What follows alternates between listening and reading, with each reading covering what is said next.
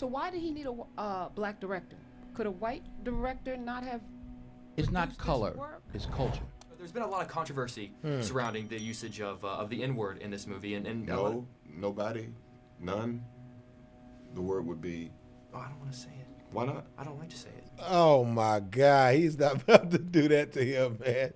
Make him say the N-word, man. No, leave that to me.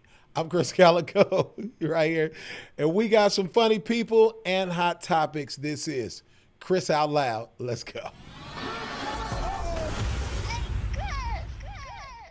I did not get what he was doing when he was like none, nobody.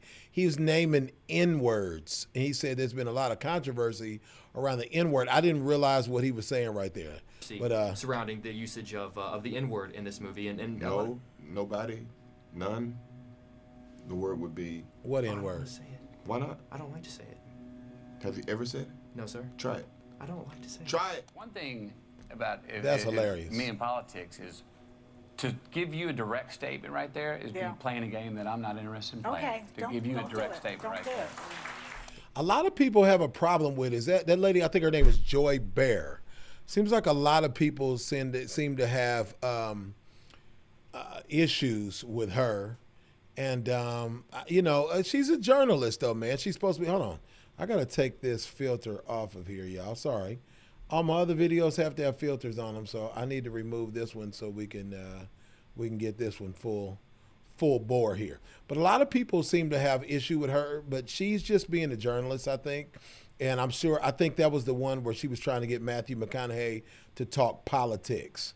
And he was like, no, I'm not giving you that answer, because then he has to deal with the backlash of that. What people would think with him, people would think about what he says, and he's got movies to do that have nothing to do with who he really is in life. So I get it. I would have done the An same industry thing. overrun by wokeness, a few Hollywood stars remain committed to challenging the mainstream narrative at every chance. Here are 5 unforgettable moments when actors called out woke reporters. First up, Matthew McConaughey shutting down Joy Behar after she attempted to trap him with one of her typical misleading questions. Okay. Happy to be in his box. Got to sit behind his parents, which was really awesome to see them when he brings them up Isn't he and an where they started. anti-vaxxer? I believe An he's- anti-vaxxer? I believe so, yeah. I want to applaud you for being so outspoken against violence. Look how he rolled his Gun eyes violence at her. In particular. And you're Texan, and you spoke so passionately at the White House last year in the wake of that shooting at Robb Elementary. In 2023, Matthew McConaughey appeared on The View to promote his children's book, Just Because. After talking about fatherhood and the inspiration behind the book, Sonny Hostin turned the conversation toward his 2022 speech on gun violence, which sparked a heated discussion. Joy Behar, who had already tried to throw him off earlier in the interview, made another attempt to trap him with a typical gotcha question. However, McConaughey wasn't having it, confidently shutting her down with his signature calm style. Political offices in your future? Can you see that? If it's where I would deem myself to be most useful, Yeah. yes. Do you think you would get elected in Texas being anti-gun? Do I think I could get elected in Texas being anti-gun? One thing about if me in politics is to give you a direct statement right there is me playing a game that I'm not interested in playing. Okay, To give you a direct statement right Don't do there. it. What's interesting is that this isn't the first time the hosts of The View have attempted to corner actors with woke questions. They pulled a similar stunt on Kurt Russell back in... Yeah, like what do you get out of that? I mean, like I said, you getting the answers that you think your audience wants. I can see that. But yeah, if he was going into politics and he gives you a direct statement, doesn't that harm him? And are you not worried about harming him, his career, even his chances in politics if that were the case? 2015. Recently, you made some headlines for saying that you felt gun control laws wouldn't deter terrorists. Explain to folks.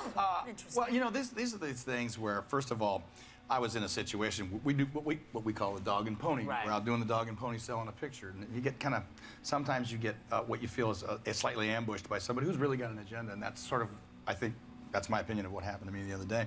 Even more interesting, Kurt Russell's appearance on The View followed closely after he made headlines for shutting down another woke interviewer. Sensing the potential for drama, the host attempted to bring up the gun control debate again, but knowing how Russell typically handles these situations, they toned it down. Nevertheless, Russell was determined not to let them off the hook easily. The last thing I like to watch is entertainers or actors get political. It's just something I can't stand watching. So having said that, no, I was kind of asked to put it in context somehow with this movie. You know, my personal feeling is that there's a big difference between Fantasyland and reality. Fantasyland is what we do. Right, so that's you're what I was either gonna writing say. something, writing a song, writing a book, doing a movie, doing a television show. That's Fantasyland. And that's where that stuff belongs. In reality, when we're dealing with things like terrorism and whatnot, we're all going to have different opinions on how to do it and how to deal with it. Yeah. Mine happens to be that I think there's a very strong reason Founding Fathers had for the Second Amendment. It was nearly as remarkable. True. I think that the Founding Fathers decided that we should be able to protect ourselves in case there were something, in case there were people that wanted to harm us. I believe that, I don't know about, so everybody has this idea about stronger laws and what we should do. You know, in certain cases, we probably should have stronger laws. It seems like it's way too easy to get assault weapons and that we have a lot more school shootings now. I have a young child that goes to elementary school. And I think, you know, there's times because I have a conceal and carry that I feel like, well, I should be armed so I can at least protect people in a big crowd. I do concerts. I do big concerts with lots of people there. I'm like, in my mind, I was sent here as a servant to this world and to protect people. And so I think that I should have the right to be able to do that, protect my home and protect others if there are those who are meant to do harm to us. And that's it. But whatever the laws are, I'll follow them. So, you know, I don't know if it's my place to even speak on that, but I'm going to speak on this since this is the video that I'm doing. But I agree with Kurt. I agree that he and Matthew McConaughey, their job is Fantasyland. Why are you trying to, I know why you're trying to do it. I won't even ask that question. That's rhetorical. You're trying to trap them, and so you can get good ratings and so you can have drama because, you know, your demographic that watch that show would love probably to see some drama. So I understand. You just can choose to play the game or not. You know At the time, Denzel Washington confronted a woke reporter who accused him of being racist. So why did he need a black director?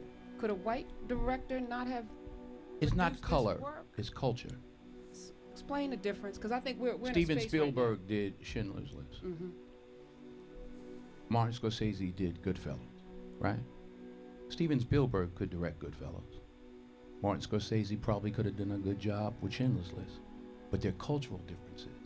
During a town hall for Fences in 2016, SiriusXM Urban Views reporter Karen Hunter tried to provoke a reaction by asking Denzel why he didn't select a white director for the film. Initially, her question seemed straightforward, but her tone quickly revealed that she was pushing the woke inclusivity agenda. Denzel seized the moment and didn't hold back when he responded. Yeah, he's the wrong one to do that to. We all know what it is when a hot comb hits your hair on a Sunday morning, what it smells like. That's a cultural difference, right? Not just a color difference. Right. So it's the culture. You know about a hot comb scenario? No, she don't know about no hot comb. Because that's You don't know nothing about. Dax. See how everybody laugh? That's a cultural difference. Yeah. That's not a race difference. That's just that motion. That's all I gotta say, right? I see what he's saying, you know, and people will try to make that into a racial thing because black people had to hot comb their hair if they wanted them straight. If they wanted it straight, unless you're going to put a relaxer in your hair, that black folks will have to, and black hair and black hair care products smell a certain way. So the black folks who would identify with that smell of the smoke coming off of the hot comb, things like that are what going to give the director of Fences the knowledge and how to paint the picture so that they could let everybody else know how that smells to put a hot comb on black hair, including any other races. No one else can tell that story. It didn't have, unless, now here's the deal, unless you have somebody from another race that has raised black children or has done black hair. If there are people who have done that, they would know. So it doesn't have to be a racial thing. It's an experience, and black people by and large would have more experience with that. That's all. It could be a Hispanic or a white female or male, And if they have that experience, then they have the experience in that culture. Therefore, they could have directed that film. So I see where he's going with that. Come in. Okay. All right. However, that wasn't the first time Denzel Washington had educated woke reporters on issues of race. I want to just ask you, though, about the issue of race relations, because the film touches upon that. Right now, under President Obama, over the last 8 years, in your mind, have race relations improved under his leadership? Race relationships have to do with race relationships. At the premiere of Fences, Denzel was once again bombarded with lame woke questions. Instead of celebrating the film and moving on, the reporter kept trying to steer the conversation into woke territory. But one thing you can always count on is that Denzel consistently has the right answers for woke reporters, and this guy was no exception. You're white or whatever you are. I'm black or whatever I am. We're standing here talking now. That's how we get things done. Period. You can't legislate love. Period. The President of the United States can't legislate us into liking each other. We have to step forward and ask questions about each other and engage. There's no law that says, oh, because I'm president, you all got to get along now. So it's up to us. I suppose. If we didn't fear each other, y'all, we could stand near each other. I feel the same way. I was raised in a predominantly white neighborhood, and all of my friends, how people are like, I got white friends, I got black friends. No, all of my friends were white, every single one of them. And I got to know the culture that's typically related to white folks. Bringing them to my house and to my family gatherings, let them into more black culture. We didn't fear each other. We were interested in the food and the slang and all of that. I got several Jewish friends that I participated in Passover with. Went to their bat mitzvah. I was familiar with that because my mother and actually my mother and father wanted us to grow up in a better opportunity neighborhood.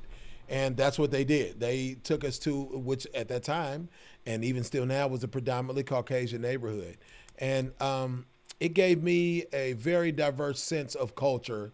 And then I became an entertainer and traveled around the world too. So I got to, I don't know, man, that is awakened. If you talk about woke, that's awakened. That is me being aware of the beauty of these different cultures. The differences, good and bad, but I don't log on to the bad. I log on to the good. So he's totally right. If we asked each other questions and got around each other, if we didn't fear each other, we could come near each other, man. That's how you make the world better, Individuals never tire of playing the old race card. Fortunately, we have people like Samuel L. Jackson who still get tired of putting them in their place. But there's been a lot of controversy surrounding the usage of the N-word in this movie, and no, nobody, none.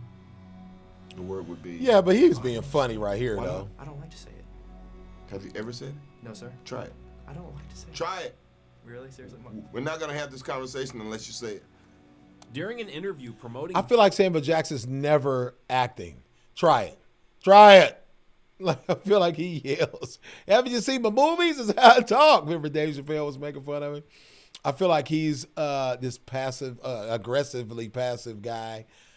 He knew that reporter wasn't going to say that, but it was a lot of controversy. So Samuel L. Jackson was picking at him on that one. Go unchained. Samuel L. Jackson had an intense moment with interviewer Jake Hamilton. He didn't. When Jake Hamilton didn't do tried to nothing though, right sensationalize there. the N-word, Jackson immediately called him out and challenged him to say he was messing Clearly, with him. Hamilton was not ready for that challenge. You want to move on to another question? Okay, awesome. I don't want to say it. Come on. Will you say it? No, fuck no. That's not the same thing. Why do you want me to They're say gonna bleep it when you say it on your show. Say it. I can't say it. If I say it, this question it won't make air. Okay, forget it. Okay, I'll skip it. Sorry, guys. It was a good question. No, it wasn't. It was a great question. It wasn't a great question if you can't say the word. I wanted to ask about... To wrap things up, let's revisit the moment when Morgan Yeah, that was Freeman intense. turned It was the like a tables on intense reporter joke who was time. trying to provoke him into discussing woke topics related to Black History Month. Black History Month you find ridiculous. Why? You're going to relegate my history to a month? Oh, come on. What do you do with yours? Which month is White History Month? No, well, come on, tell me. Well, I'm Jewish. Morgan Freeman is known for being candid about I remember that. social He issues. said, well, which month is Jewish History Month? Yeah, I kind of agreed with him. you know, we fell into this thing with Black History Month where it's like, well, at least we got a month. I never like to live my life with an at least, in any at least moments. I remember people saying to me, man, when I have vitiligo on my face like this, they're like, well, man, at least you're not deformed. I didn't want to have this. What do you mean? No, ain't no at least. But it is about making the best of a situation. I made the best of this. That's why I call myself Kaliko, like the cat, Krizz Kaliko. You know what I'm saying? But we made the best of the situation making Black History Month. I think we should be talking about, if that's the case, then we should have Black History Month, White History Month, Hispanic History Month, Asian History Month, because we all live here together. Or, you know, I don't know, either we can not talk about it or we should talk about all of the history, you know what I'm saying, and celebrate it all.